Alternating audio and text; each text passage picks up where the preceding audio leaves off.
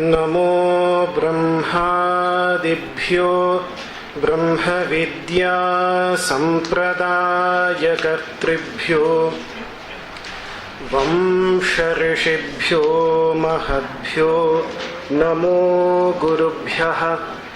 सर्वोपप्लवरहितः प्रज्ञानघनः प्रत्यगर्थो ब्रह्मैवाहमस्मि ब्रह्मैवाहमस्मि। ॐ शान्तिः शान्तिः शान्तिः। ॐ पूर्णमदः पूर्णमिदं पूर्णात् पूर्णमुदच्यते पूर्णस्य पूर्णमादाय पूर्णमेवावशिष्यते। ॐ शान्तिः शान्तिः शान्तिः।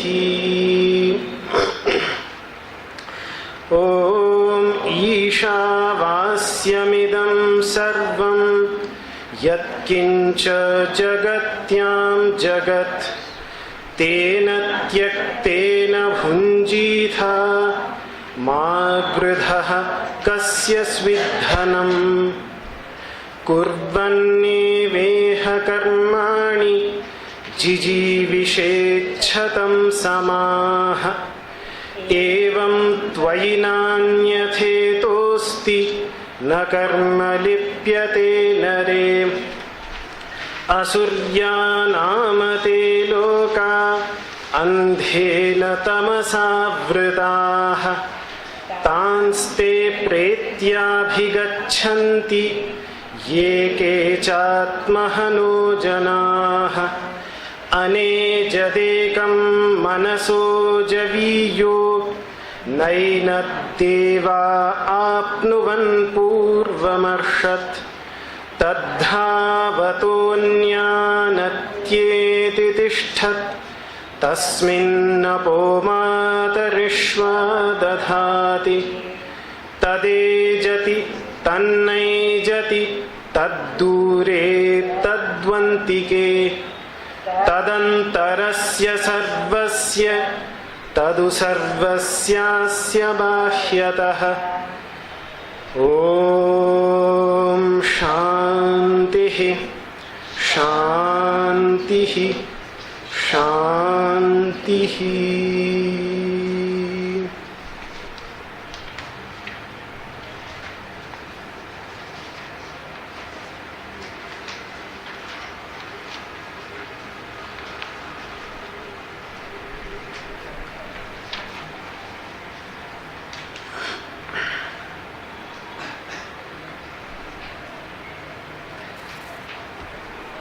Yoga is all about awareness.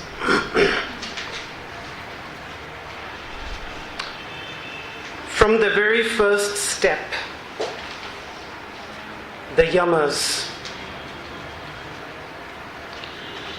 which help us to create awareness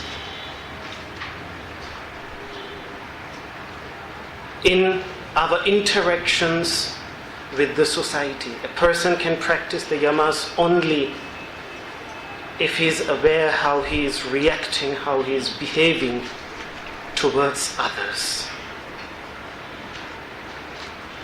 The niyamas are about awareness in one's personal life, in one's relationship with oneself. Niyamas can only be practiced when a person becomes aware how he lives, how he behaves, when he or she is with themselves, alone, how we feel deep within. Even the first step, shaucha, internal purity, external as well as internal purity. Then the next step, which is asana, takes awareness even a step further, helps us to cultivate that inner awareness, strengthen it by using the body as a tool to reach and to strengthen the awareness. But awareness of what? Like this, each and every step in Ashtanga Yoga goes deeper into awareness. But awareness of what? When we think of awareness, we think of it as always as awareness of something, awareness of something else, awareness of a tree, awareness of a mountain, awareness of the sun, awareness of beauty, awareness of your presence. But this is about awareness of awareness itself, consciousness of consciousness itself, not awareness of something else, not awareness of something different from awareness, but of awareness itself. This is where yoga, Ashtanga Yoga, the eight-limbed path of yoga, which is a very practical approach. It uses the body, it uses our breathing, it uses the mind content. All these different aspects of our being, of our personality, to reach the core, to reach the center. It uses the perishable, that which is easily accessible to our awareness, to reach the imperishable, which, because it underlies everything, because it is the very foundation, because it is the very source of all these thoughts that come into our mind, we so easily fail to become aware of it, to observe it, to become aware of its presence. So this text that we are studying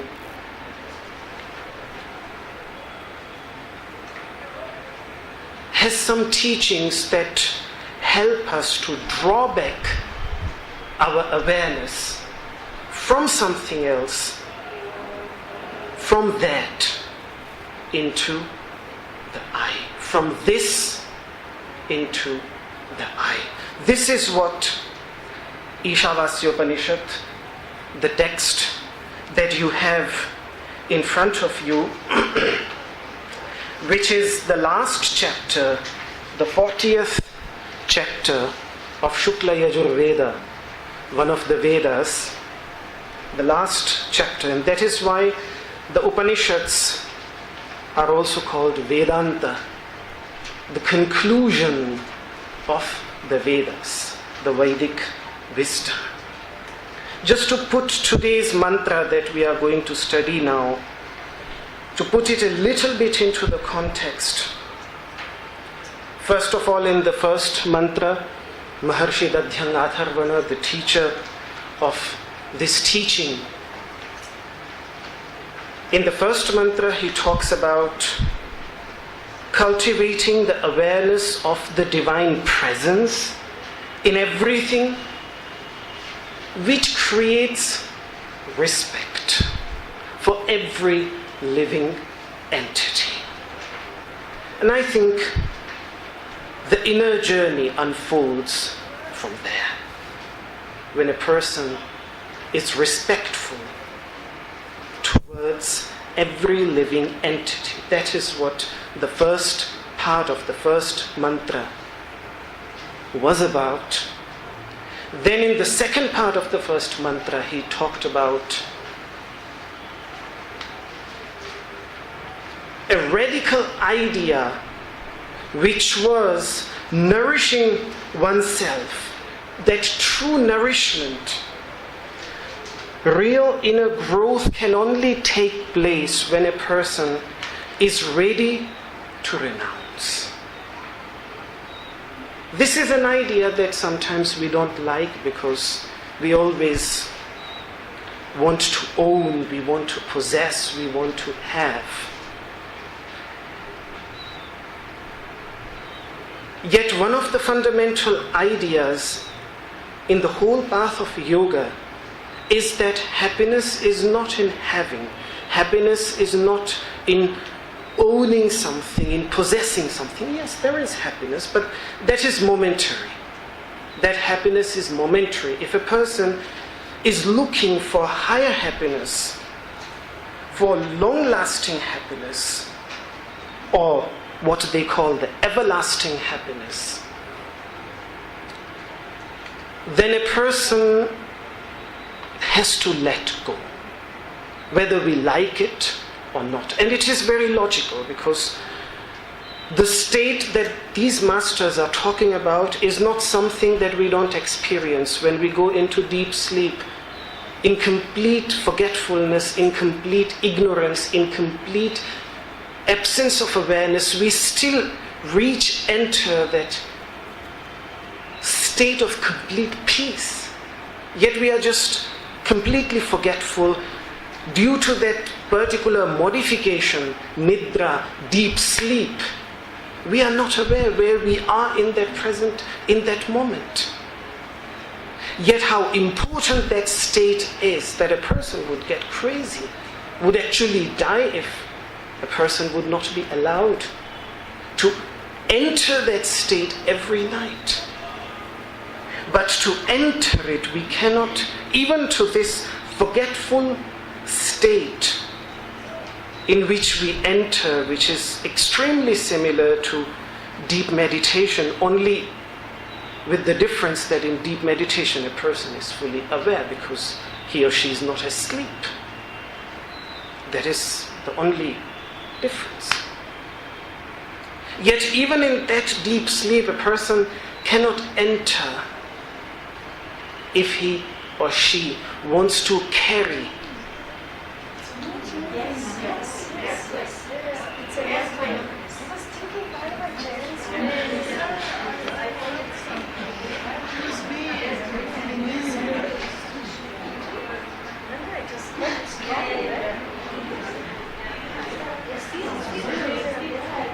We are in a tectonically active area.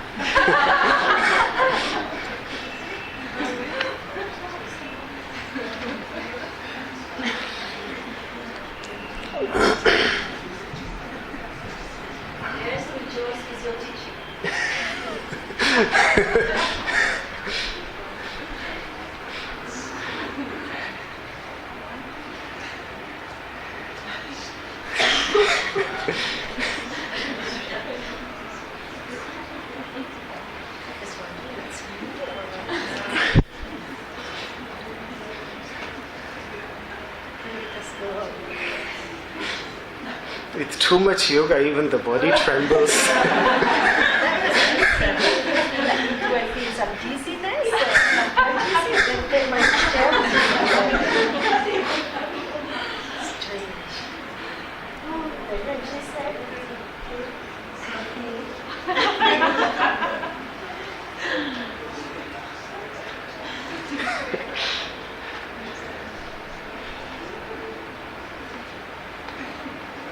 Yes, so this idea of letting go, a person can't even enter the beautiful experience of deep sleep if we don't let go. So a person cannot enter that secluded inner peaceful place unless they unload. And it is that renunciation, that letting go, that he spoke in the second part of the first mantra.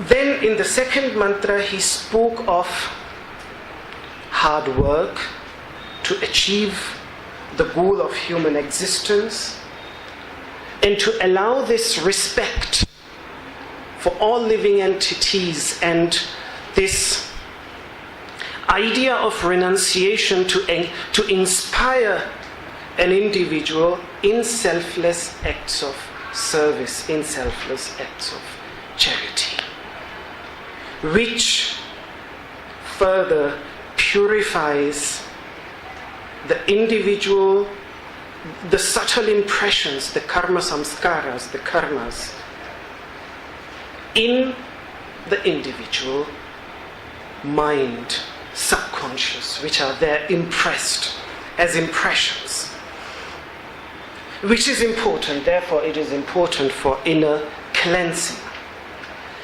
Then in the next mantra he drew our awareness to the self, to the core of one's being, without which, without understanding, without cultivating an awareness of which,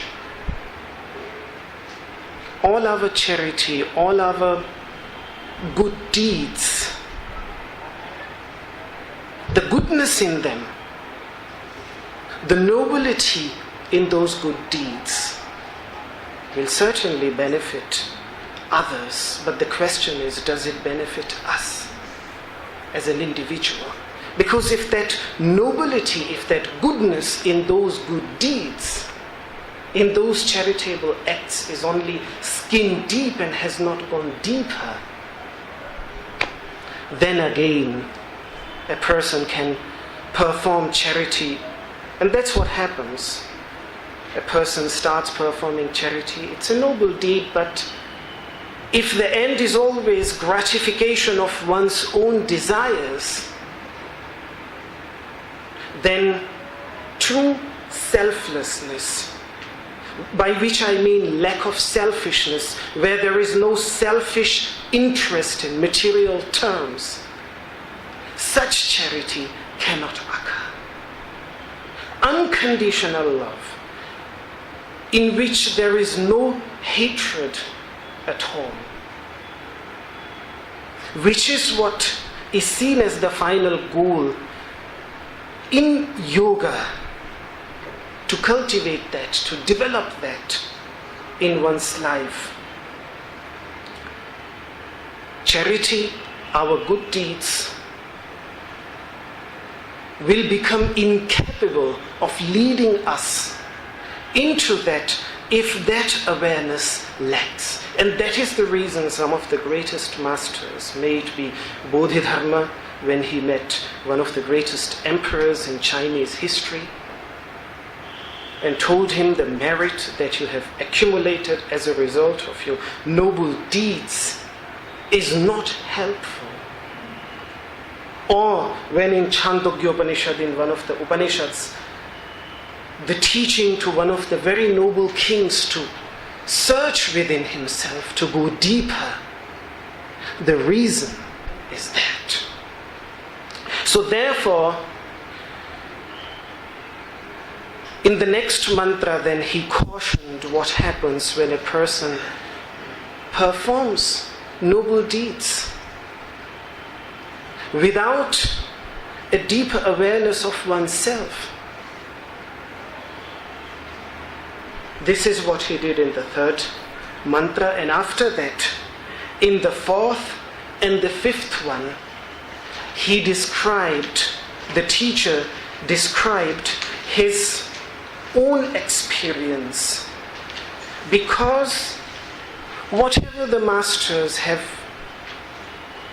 spoken in these teachings, they are their own experience, and that is the reason a word that is often being used for these teachings is Darshana,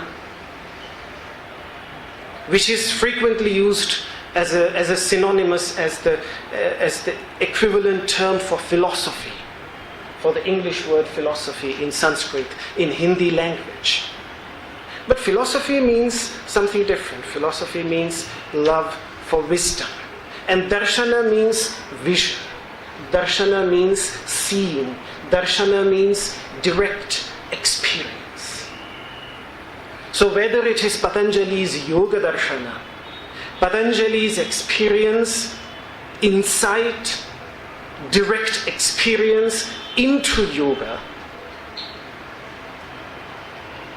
or may it be the teachings of these Vedic masters, it is their experience. The experience as it made sense to them.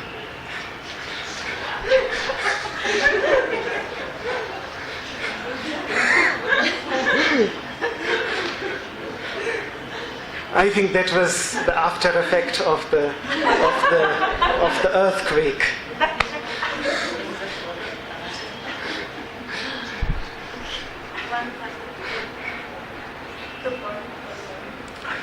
Wow, this is going to be a memory. One day I will be telling my friends that there was a day when I was teaching and there were earthquakes, trees were falling apart, and we were still sitting in meditation peacefully and discussing about the self.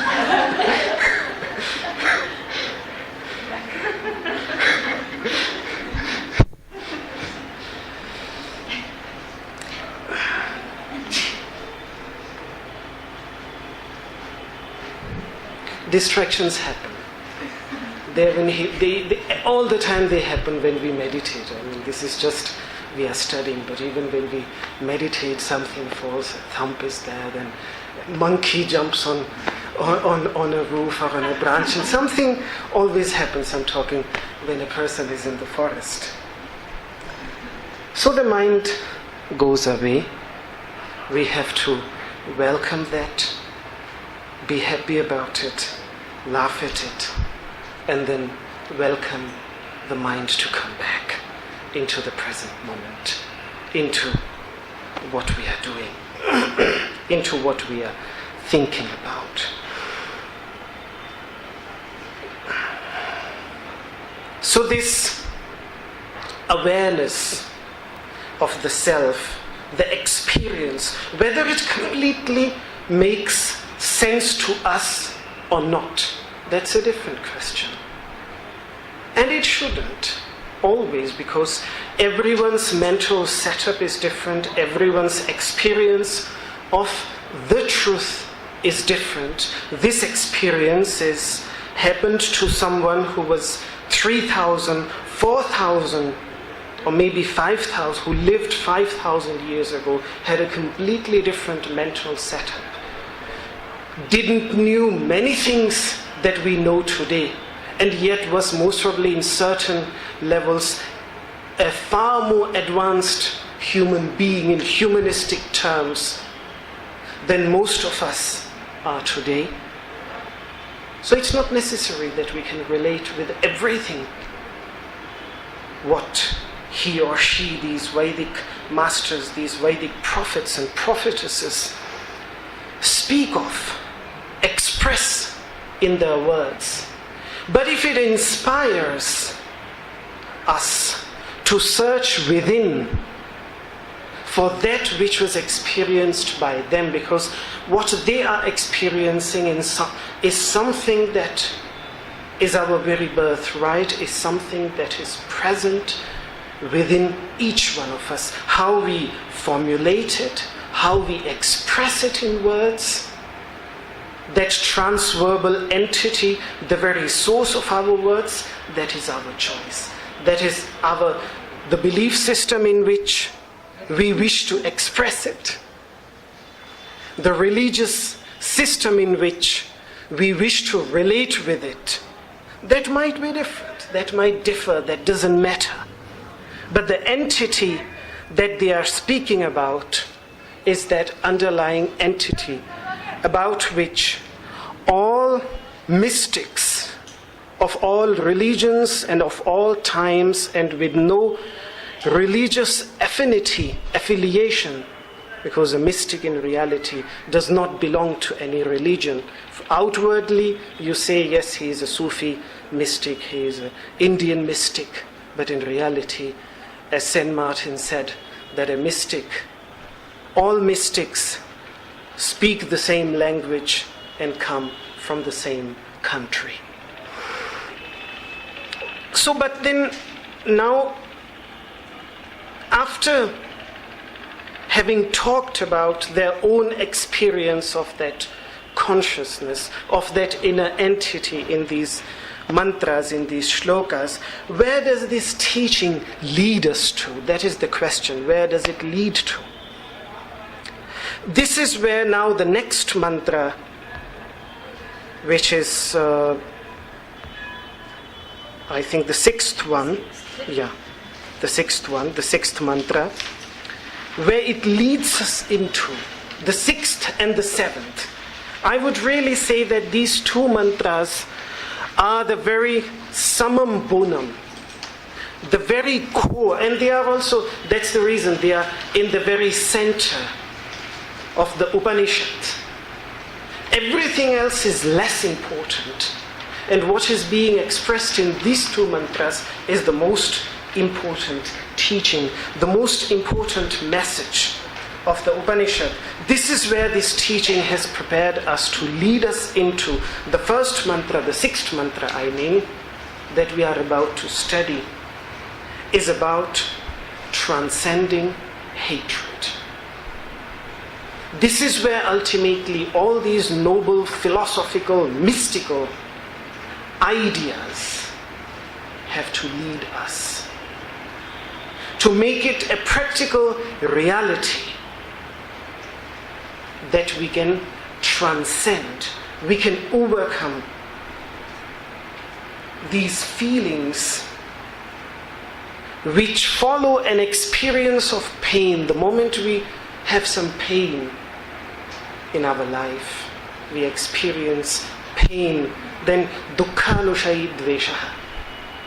Patanjali beautifully expresses it, that whenever there is dukkha, whenever there is suffering, that suffering is inevitably followed by dvesha, by hatred, which then creates so much fear for the individual who is experiencing that hatred, and also creates so much fear and suffering for others. So as one of the fundamental causes of suffering, and overcoming this suffering, it has always been the most important goal for the Indian mystics, may it be the Buddha, may it be these Vedic masters. Their paths, their descriptions, their philosophical approach, their expression in words might slightly be different, but the goal of each one of them is always the same: to transcend hatred, to eliminate suffering. So to overcome that hatred, this is what the 6th mantra is about, and the 7th mantra is about transcending suffering and transcending ignorance, the darkness of ignorance, the very final fundamental cause of all suffering. And this is what we see in the yogic path, also in Patanjali's idea, whether when he speaks of inner purification, he speaks of Maitri, friendliness, cultivating compassion. The very first step in Ashtanga Yoga, I keep on reminding ourselves again and again, is ahimsa, non-violence.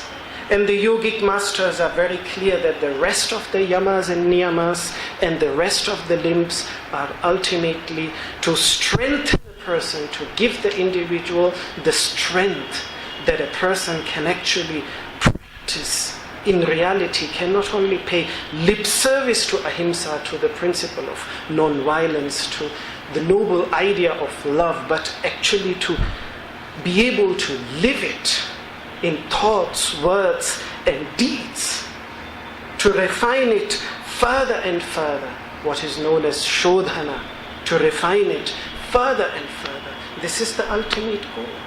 So this really contextualizes, it puts our practice into a specific context, it gives us a perspective with which we can approach our practice of yoga, our practice of asana. So to sum it up, dharma, righteousness, artha, wealth, kama, satisfaction of desire, and moksha, freedom from ignorance. These 4 purusharthas, these 4 entities that every human seeks in life, or should seek to fulfill, to find fulfillment in one's life. These 2 mantras, the 6th one is about dharma, about righteousness, and the 7th one is about moksha, is about freedom from ignorance. What does the word dharma mean? Dharma means that which upholds us, that which nourishes us, that which supports us. The very description given by the masters, yato abhyudaya nishreyasa siddhi sadharma. What is dharma? That which enables us to arise from our crude mental state into an enlightened state of wisdom. This path of righteousness, and though it cannot be expressed in any other word, because there are so many principles that by which the word dharma can be defined, but when the masters were pressed to express dharma, the principle of dharma, in one word, then it's always ahimsa. It comes back to the same idea of non-violence. ahimsa paramo dharma. Non-violence is the supreme dharma. Ahimsa paramam tapah. It is the greatest austerity. Ahimsa paramam satyam. It is the greatest truth. Yato dharma pravartate, from which all other principles, all other vows of dharma unfold. So that is what is being mentioned in the next mantra. Let us pronounce it and then we will study it a little bit today and a little bit in our next session. Yastu, yastu, yastu, sarvani, sarvani, sarvani, bhutani, bhutani, bhutani, atmani, atmani, atmani, eva, eva, eva, anupashyati, anupashyati, anupashyati, sarva, sarva, sarva, bhuteshu, bhuteshu, bhuteshu, chatmanam, chatmanam,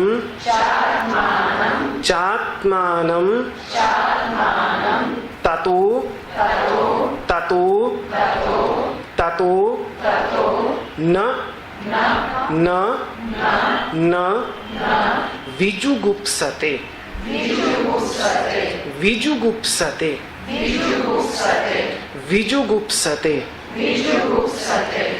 yastu sarvani bhutani atmanyevanupashyati sarvabhuteshu chatmanam tato na vijugupsate.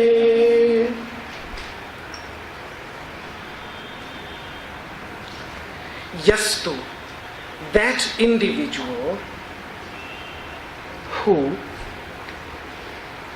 sarvani bhutani, all beings, sarva means all and bhutani means beings.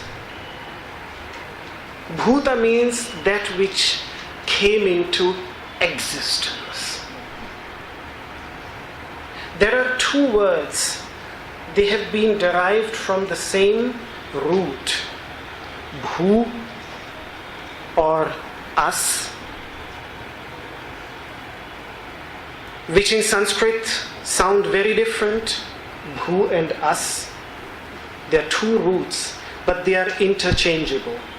Some forms of us have to be derived from bhu, and some forms of bhu have to be derived from us. It is the same in English. To be and is, was. This is and be. How be changes into is. It is very strange. In Sanskrit it is exactly the same thing. How bhu changes into us. But they are interchangeable roots and they mean exactly the same thing.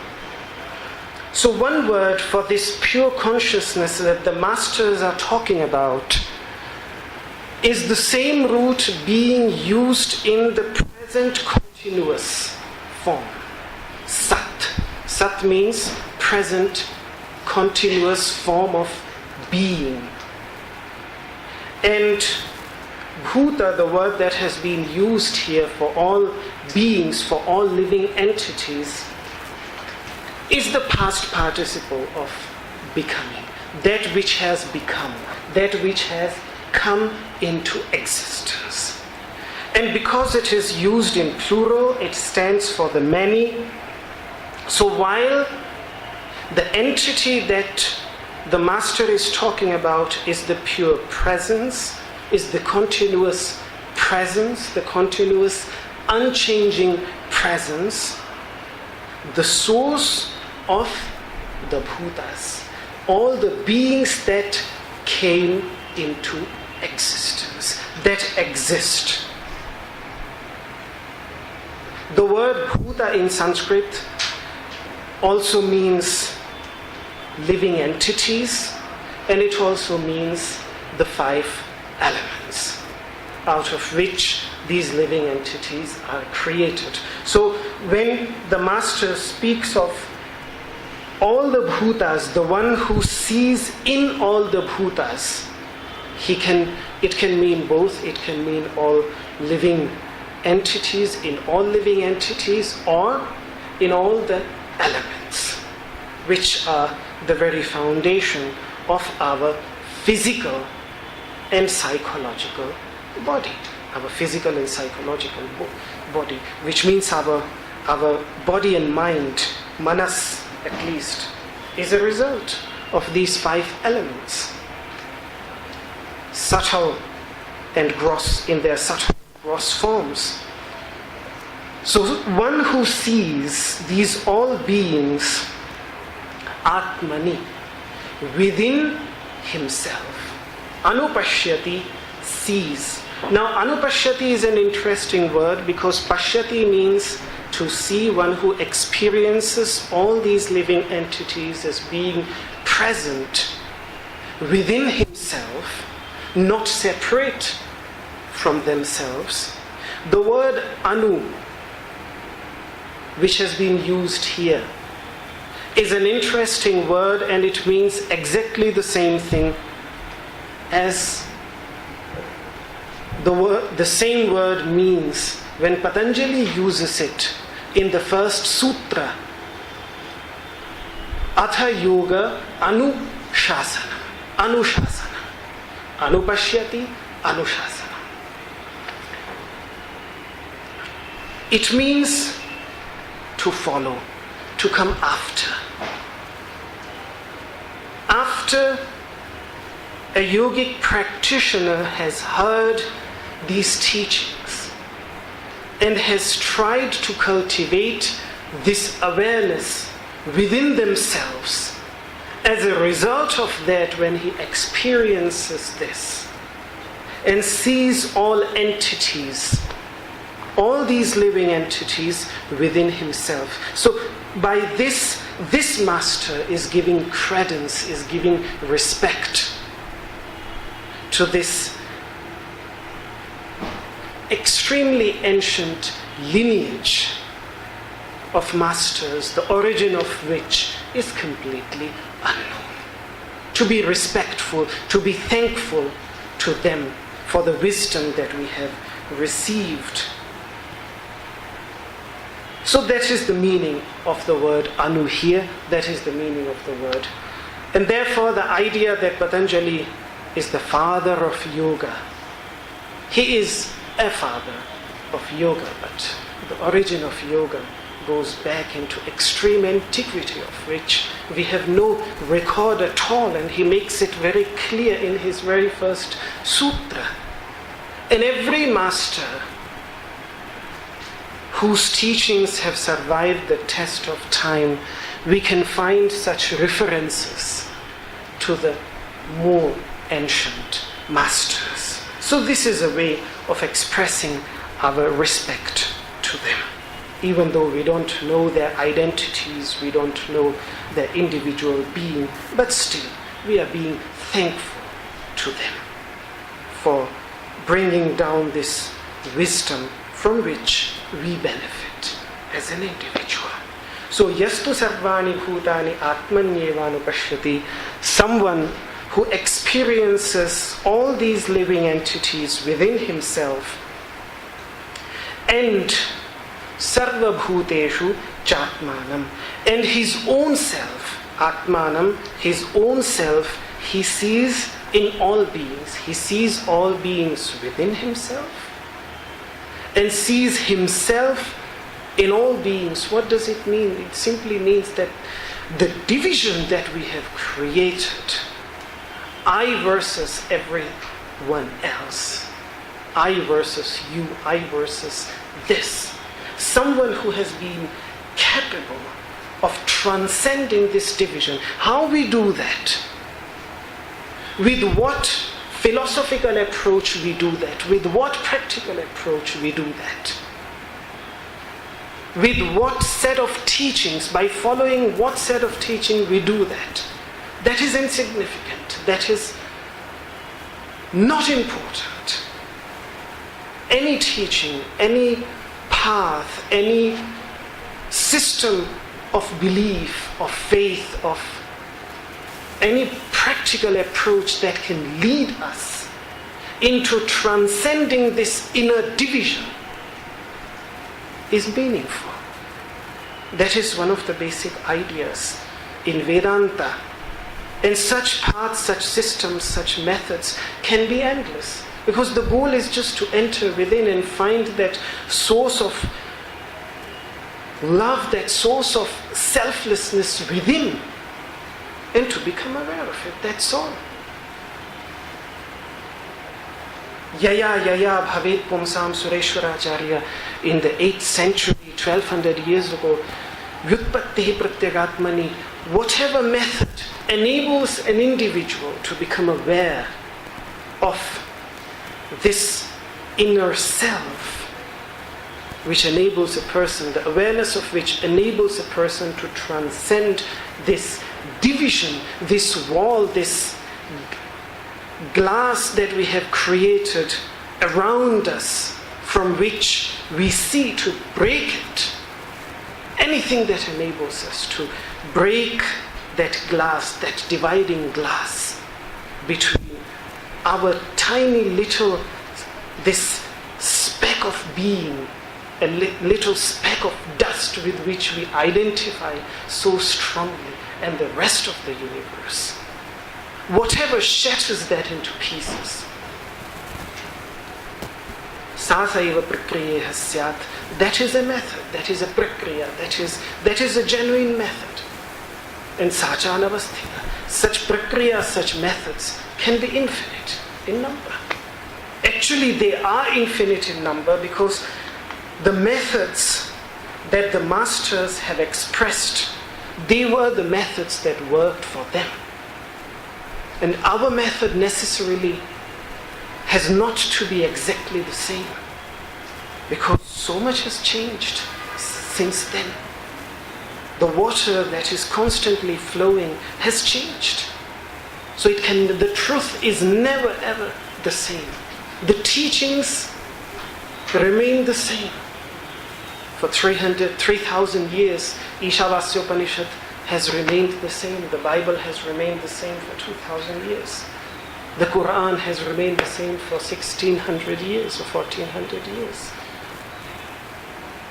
It does not develop, it does not unfold. Yet as long as it inspires us to undertake the same journey, to shatter this division that we have created in our forgetfulness, till then all these teachings are meaningful.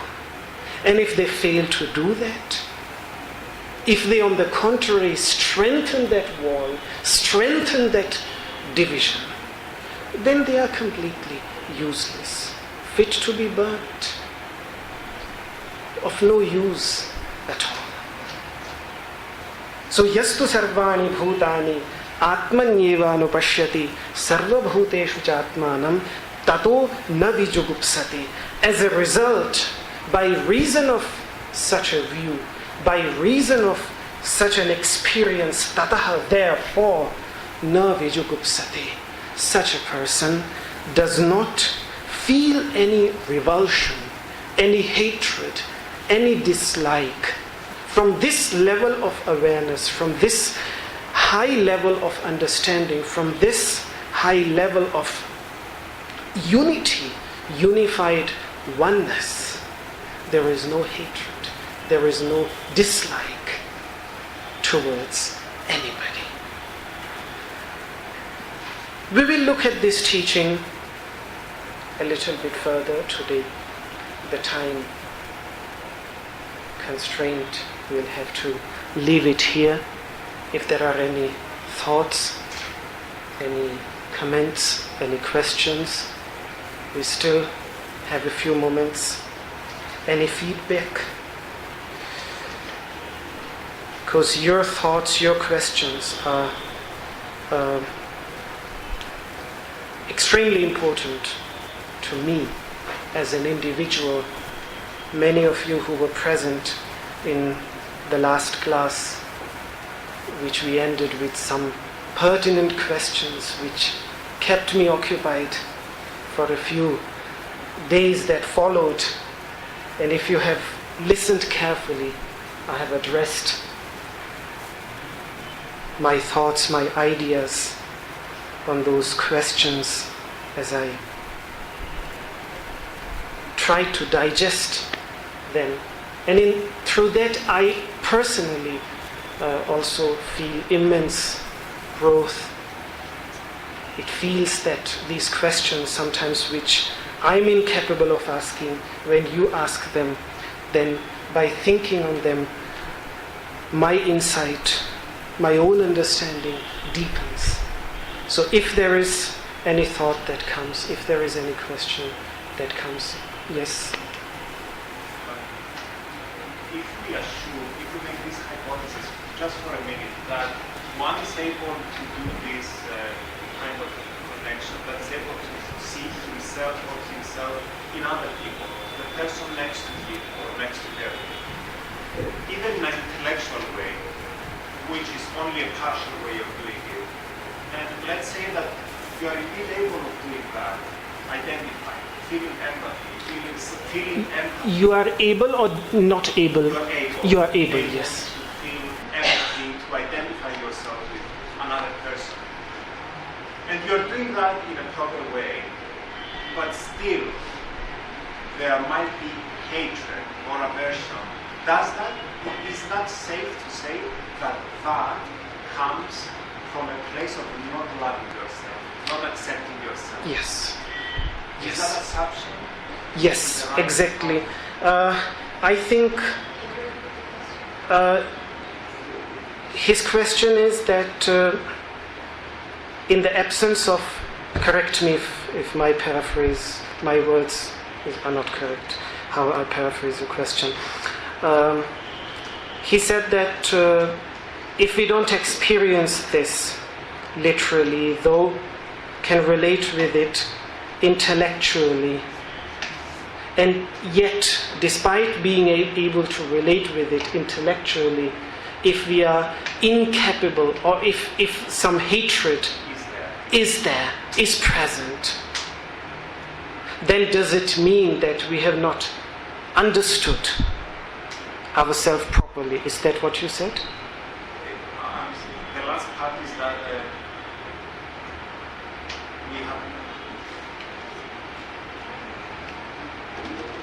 we still feel that hatred is coming from somewhere. That means Yes. that we hate ourselves. Yes, we hate In the ourselves. first place. Yes. That's why Does it mean that? Yes.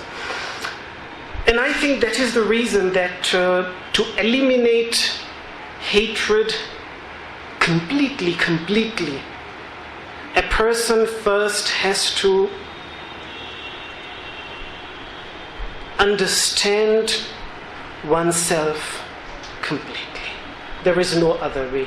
And therefore it might sound paradoxical, it might sound strange, but true selflessness, real selflessness, actually unfolds from proper selfishness, from proper self-centeredness.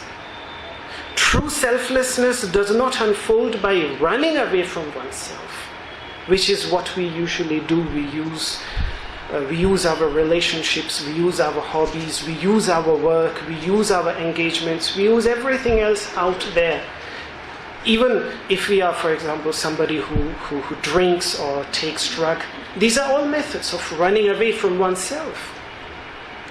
And this just makes the problem further vicious. Why? Because the moment we approach ourselves, there is so much untidiness, there is so much filth with which when we enter our home and everything is disorganized, not arranged properly, there are two things. Either we just run out and never enter our home again,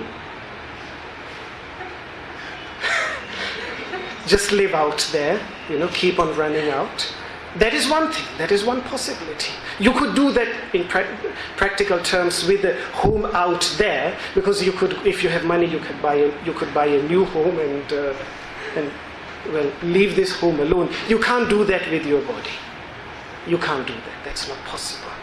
Here we have to face the second option, which is going into it, entering it, not panicking, but doing something with ourselves. We panic when we don't know what to do. When we meditate, when we sit with ourselves, and when so many disturbing thoughts come up, we panic. We want to run out.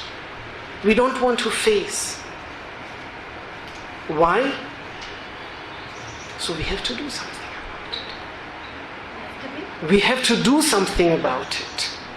And that is what yama is about. That is what asana is about. That is what niyama is about. And when a person starts loving himself properly, by understanding oneself properly, only then a person can actually love unconditionally, selflessly, devoid of any selfish interest, anybody else. Somebody who has not found love within himself, how can he or she love somebody else? It is like a beggar giving the kingdom of this world to another beggar. Can a beggar do that? He has nothing. He has nothing to give.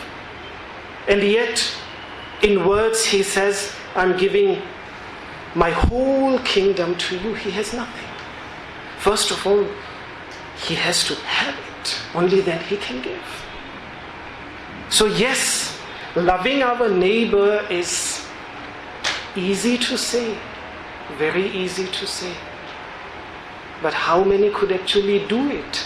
Christ did it. Some saints, such as Saint Francis of Assisi, known or unknown individual saints, masters, whether they are declared saints or not, they are saints, known or unknown. They could do it. So many couldn't. Why? Because those who fail, they fail because they fail in finding that love within themselves. So, yes, therefore it sounds sometimes a little bit selfish, but when the masters in ancient times, they used to go into the caves of the Himalayas, for a while it is necessary to draw oneself back, to be with oneself. If a person remains there forever, that is harmful. That is useless for the society. Then it's of no use. Many times people come and they say, oh, in the Himalayas, in the Himalayan caves, some masters have been meditating for thousands and thousands of years. A particular Babaji has been meditating there for thousands and thousands of years. I just tell them, for what use is it of that? If he's just meditating. All the great masters, the Buddha and everybody else, ultimately decided to come back and show the path to happiness. So yes, that's another pitfall. Yes. I always believe that the principles of ahimsa, peace, they are like universal principles. Yes. And they are simple. They are not complex. Just like the nature is very simple. But what a human being is going towards is complexity. Even if you take technology today, it is complex. Even if you take? If you take technology, if you take, like, let's say, you take computers, you take, all technology today, it's very complex. Yes. It boggles your mind. Yes. For example, a simple example is, we used to have a hard mail. We used to check it probably once in a week. Now we have to check mail in like 5 minutes. We have to reply it. That is perplexing. It's not easy. It's not simple. So is it so that from inner inside, the human being is very, very complex. There is everything around us. The nature is very simple, and that is why there is not a seamless integration of humans with the nature, and that is why all this restriction. That is why all the, like, let's say, all construction, big corporations which are trying to be big, like control. So we are not going towards that simplicity. We are not going towards ahimsa. We are not going towards peace. On the contrary, we are going towards going in the opposite direction. Yes. I think for the next class we need a codeless mic which somebody can pass, because even I find it sometimes difficult to understand the question completely from back there. So, but yes, it was basically, the question was about complexity, and why is it that the life is becoming more and more complex.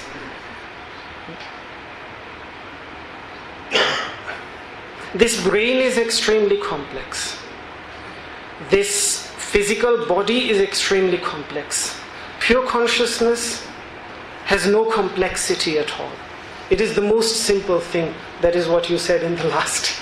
That is what you said in the last class. The description that was there. It's the most simple description of the self.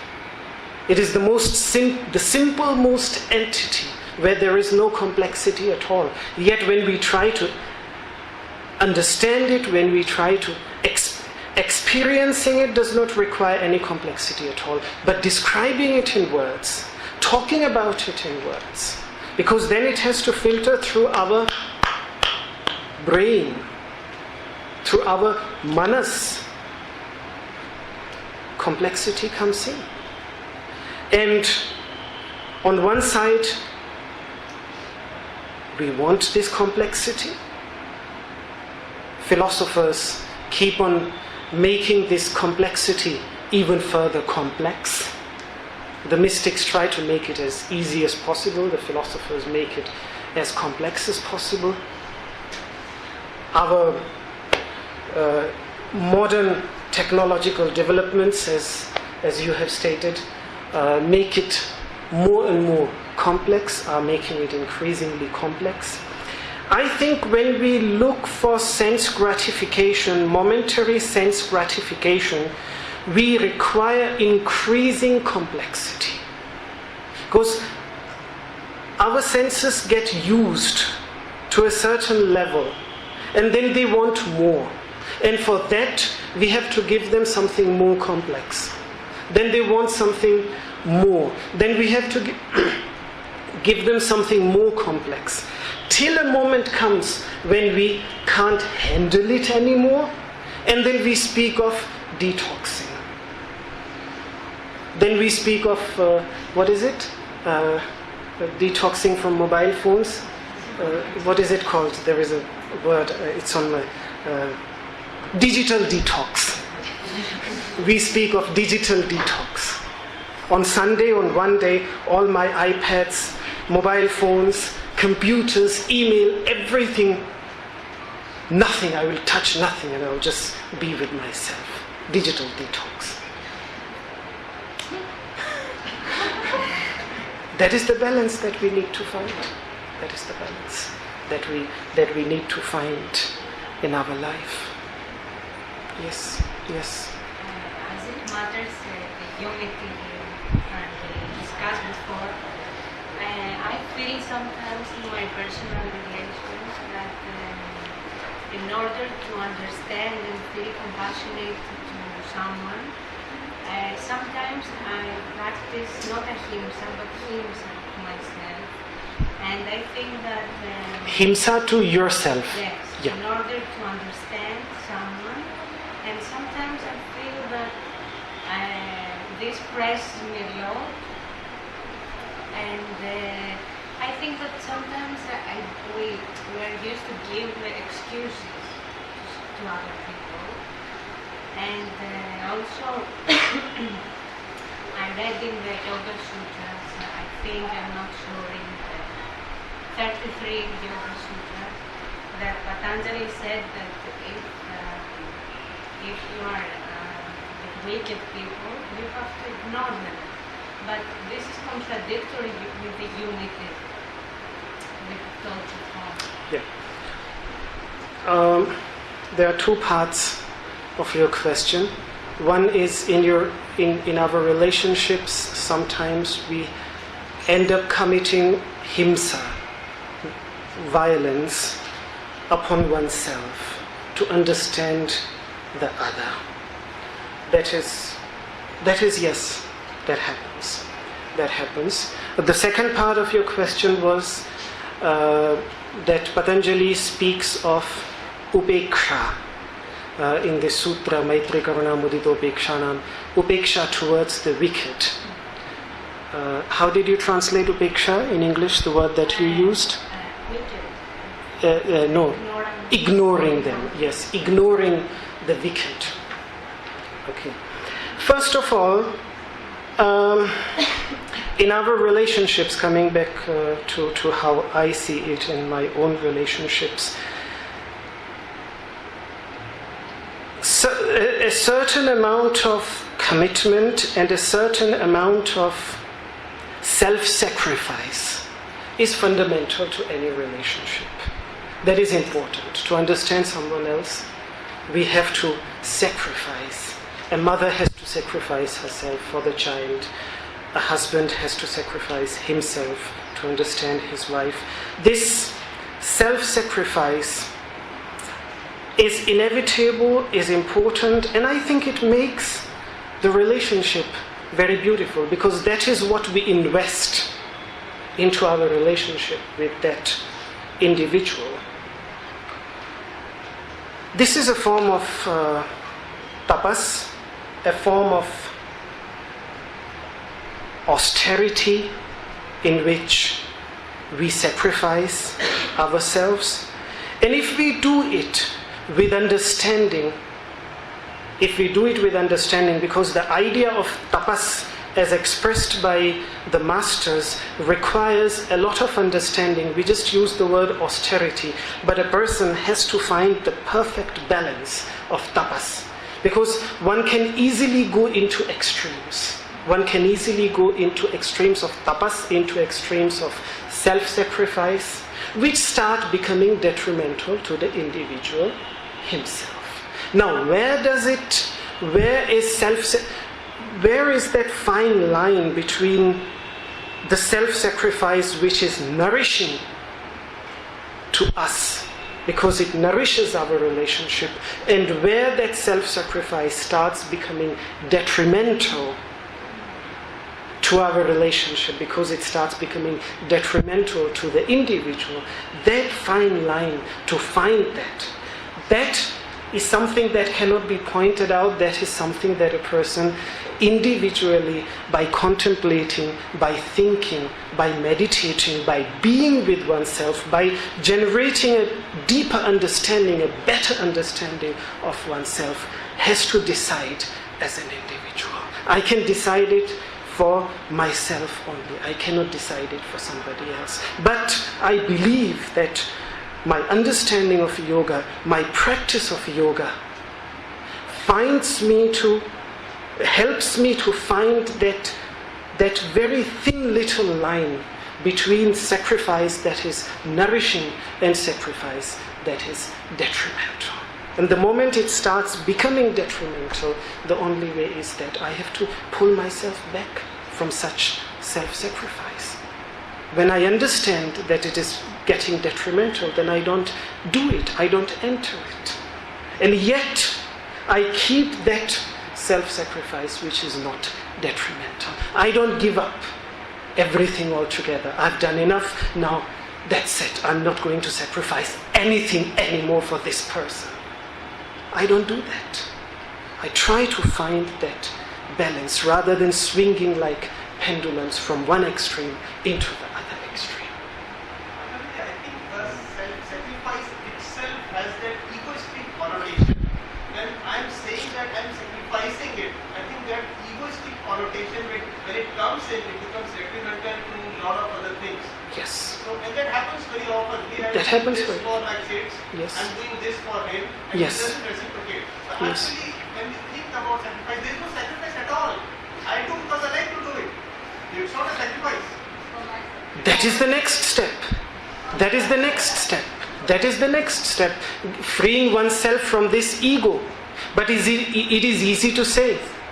When it comes to actually doing it, if we can do it, then it's the most beautiful thing. That is the very second step. When a person starts doing out of unconditional love, not because he has to do it, but because he cannot resist doing it. Not for his or her own relationship, but for the whole world.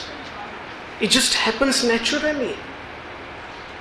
When the Buddha sacrifices himself, when Christ sacrifices himself, there is no notion of that selfishness as well. That is that last pitfall that you are talking about, which certainly has to be overcome. But before we overcome that, we have to work on this level as well. So that was the first thing. The second thing, Upeksha, in Patanjali's words, I had a very long discussion on what Upeksha really means. In Patanjali's words, I know it is translated into English as ignoring the wicked. Ignoring the wicked. That is how most of the translations usually What does ambivalence mean?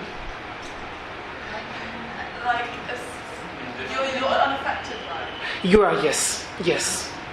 That is, I think, what it rather means. It has to do with forgiveness. In this case, Upeksha, when we were studying the sutra, we had a detailed discussion of whether, because ignoring wickedness does not solve the problem. And there are so many teachings on kshama, on forgiveness. And how the word upeksha and how kshama, these two Sanskrit words, are deeply interrelated and can actually be used interchangeably. And the whole context is about forgiveness. So there it is rather about forgiveness. Forgiveness of wickedness, yet, again, this is just a small sutra. One has to look at the detailed discussions which we find, for example, in Mahabharata, when they talk about forgiveness, because their extreme forgiveness can be extremely harmful. So, forgiveness is a deeply personal approach, yet in which a person forgives a wicked person for doing something wicked out of ignorance by understanding the ignorance of that person, but at the same time also not denying a chance to that individual to improve. Forgiveness should not mean that. It should not mean that we are denying a chance to that person, a chance of improvement. For that, if even a few words of reproach, even a few harsh words, for that matter, if now nobody else can judge, the individual can judge whether these words have come out of hatred because you disliked that person, that wicked person, or because you wanted that person to see his ignorance. If it comes from that love, then it does not clash with forgiveness. So when we speak of upeksha, when we speak of indifference in this context, we have to keep all these nuances in our mind, in our understanding. Otherwise, we will get pulled into the extremes of these notions, which can be harmful. So, yes. I think we leave it here for today, and we conclude with the prayer that is there on the last page, the universal prayer.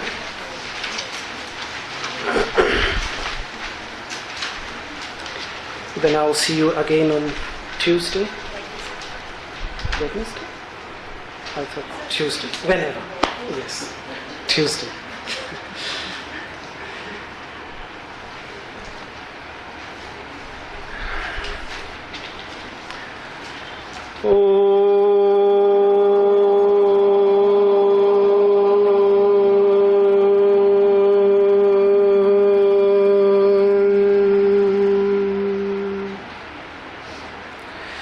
सर्वे भवन्तु सुखिनः सर्वे सन्तु निरामयाः सर्वे भद्राणि पश्यन्तु मा कश्चित् दुःखभाग् भवेत् ॐ शान्तिः शान्तिः शान्तिः